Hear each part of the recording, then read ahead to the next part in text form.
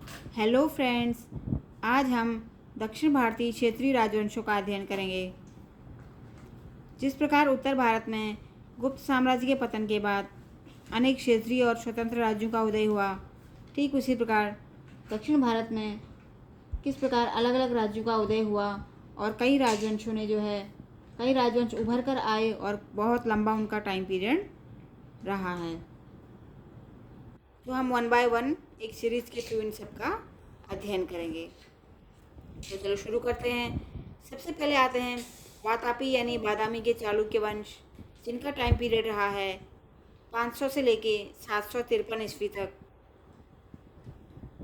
इनकी राजधानी थी बादामी। इनके नाम के अनुरूप ही इनकी राजधानी भी बादामी थी, जो बीजापुर में पड़ता है। इस साम्राज्य की नींव रखी थी जयसिंह ने, परंतु इस साम्राज्य का वास्तविक संस्थापक माना जाता है पुलकेशिन प्रथम को। फिर इसके बाद बहुत सारे शासक आते हैं बीच में। एक शासक का नाम है विक्रमादित्य द्वितीय। इसने कांची कोण की उपाधि धारण की थी। जो कांची का कैलाशनाथ मंदिर है उसे बनाया था नरसिंह वर्मन प्रथम के द्वारा, जो पल्लव वंश का एक शासक था। उस मंदिर को और अधिक आकर्षक बनाने के लिए इस विक्रमादित्य द्वितीय ने कुछ धन दान के रूप में दिया था और कांची कोण की उपाधि धारण की थी। इस वंश का अंतिम शासक होता है कीर्तिवर्मन द्वितीय। कीर्तिवर्मन द्वितीय को दंती दुर्ग द्वारा हरा दिया जाता है और राष्ट्रकूट वंश की नींव रखी जाती है।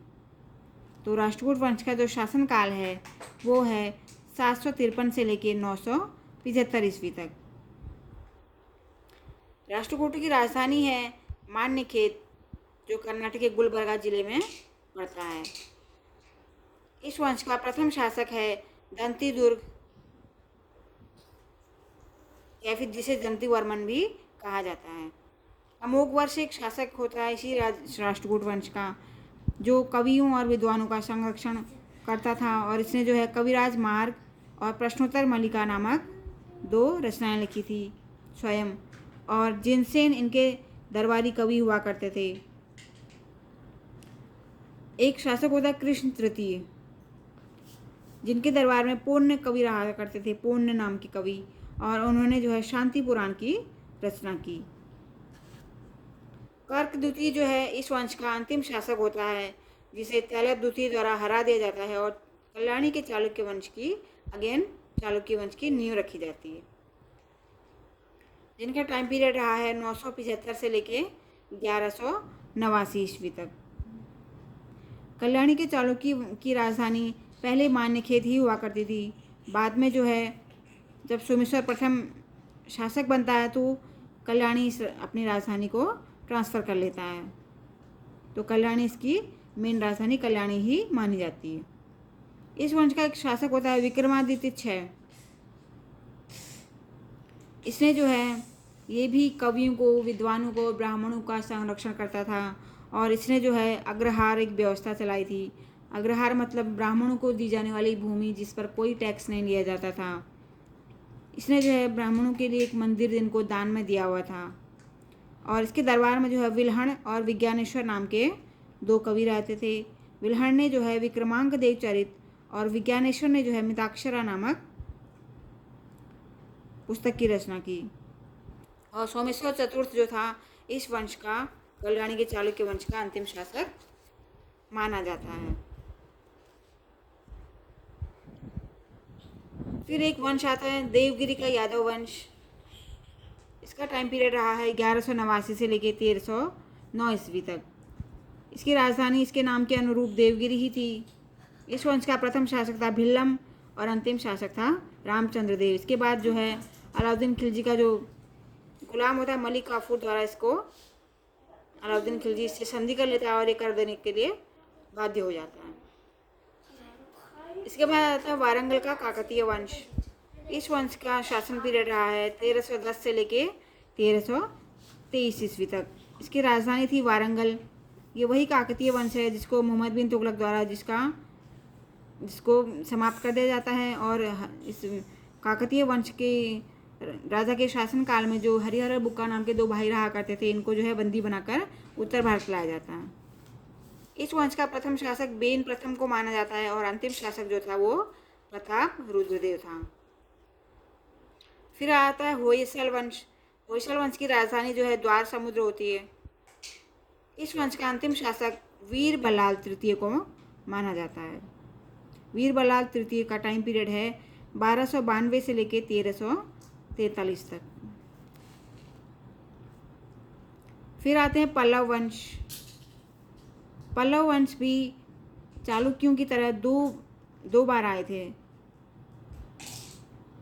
पहले ये तीसरी से चौथी शताब्दी में उभर के आए, फिर ये बीच में कमज़ोर पड़ गए और फिर छठी शताब्दी में फिर से आए। पहले ये सातवाहनों के सामंत हुआ करते थे, फिर बीच में ये कमज़ोर पड़ गए जब समुद्रगुप्त ने जो है इन पल्लवों को हराया था। फिर बाद में जो है छठी शताब्दी ईस्वी में जो है सिंह विष्णु के रूप में पल्लव वंश की नींव रखी जाती है। पल्लव वंश का शासन पीरियड है 575 से लेकर 897 ईस्वी तक। पल्लव की राजधानी है कांची यानी कांचीपुरम, जो तमिलनाडु में पड़ता है। इस वंश का प्रथम शासक जिसने नींव रखी थी वो सिंह विष्णु को ही माना जाता है, जिसका नाम एक अवनी सिंह भी है, पर इसका पॉपुलर नेम सिंह विष्णु ही है। इसके दरबार में जो है भारवी नाम के एक कवि रहा करते थे, इसके दरबारी कवि थे। फिर एक शासक आता है पल्लव वंश का, महत्वपूर्ण शासक है नरसिंह वर्मन प्रथम। इसने जो है वातापी कोण की उपाधि धारण की थी। इसने जो है कल्याणी के वातापी के चालुक्य वंश के शासक पुलकेशन द्वितीय को हराकर वातापी कोण की उपाधि धारण की थी। इस वंश का अंतिम शासक होता है अपराजित वर्मन, जिसको जो है चोल शासकों द्वारा हराकर चोल वंश की नींव रखी जाती है। चोल वंश का शासन पीरियड रहा है 9वीं से 13वीं शताब्दी ईस्वी तक। चोलों की राजधानी थी तंजावुर यानी तंजौर, तमिलनाडु में पड़ता है।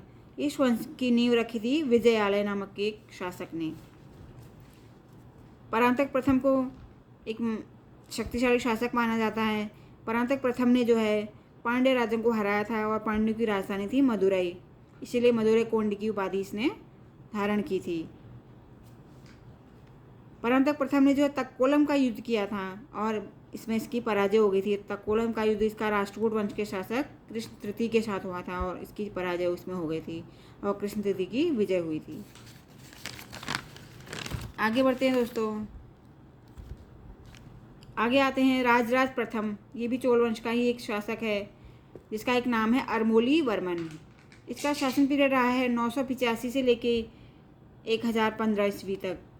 इसने जो है श्रीलंका पर आक्रमण किया और वहाँ के शासक जो थे महेंद्र पंचम को इसने हराया था और श्रीलंका के एक भाग पे कब्जा कर लिया था और इसने उसका नाम चोल मंडलम रखा और कहा जाता है कि इसने कलिंग विजय भी की थी।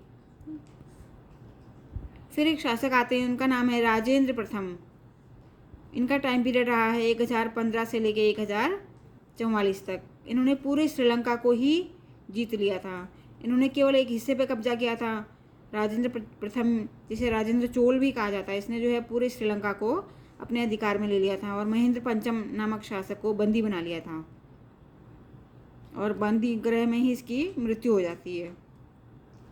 और कहा जाता है कि इसने गंगा घाटी का अभियान भी किया था और इसी के उपलक्ष्य में इसने गंगई कोंड चोलपुरम नामक एक नगर बसाया और इसी नगर के पास एक तालाब खुदवाया और उसमें वो गंगा का पानी इसमें डाल के चोल गंगम उसका नाम दिया।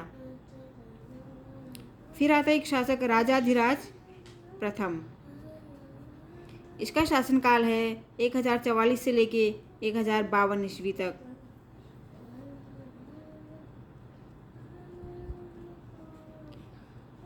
इस राजाधिराज प्रथम का जो अंतिम युद्ध हुआ, कोप्पम का युद्ध हुआ, ये हुआ था कल्याणी के चालुक्य वंश के सोमेश्वर प्रथम के साथ। इसमें युद्ध करता हुआ ये मारा जाता है, लेकिन चोलों की इस युद्ध में जीत हो जाती है। और अंतिम चोल शासक जो था वो था राजेंद्र तृतीय। राजेंद्र तृतीय जो है चोल वंश का अंतिम शासक था। इसके बाद जो है मारवर्मन कुलशेखर नामक एक पांड्य राजा शासक था, उसने जो है इस चोल वंश को पूर्णतया समाप्त कर दिया था। तो इस प्रकार जो है चोल वंश का अंत हो जाता है। इसका अंतिम शासक होता है राजेंद्र तृतीय। तो ये दोस्तों एक वेंगी का चालुक्य वंश ये रह गया था, इसे भी देख लेते हैं। वेंगी के चालुक्य वंश का शासन पीरियड जो रहा है वो है 615 से लेके 1130 तक। दरअसल वेंगी को जो है वातापी की एक शाखा के रूप में माना जाता है, क्योंकि जो पुलकेशिन द्वितीय था, वातापी का एक शासक था, उसने ही जो है अपने भाई विष्णुवर्धन प्रथम को जो है ये वेंगी जीत के इसको दिया था और यहाँ का शासक इसको बनवाया था। पर धीरे धीरे जो है विष्णुवर्धन ने स्वयं भी अपने साम्राज्य का विस्तार किया। वेंगी जो है आंध्र प्रदेश में पड़ता है, इनकी राजधानी जो है वेंगी थी।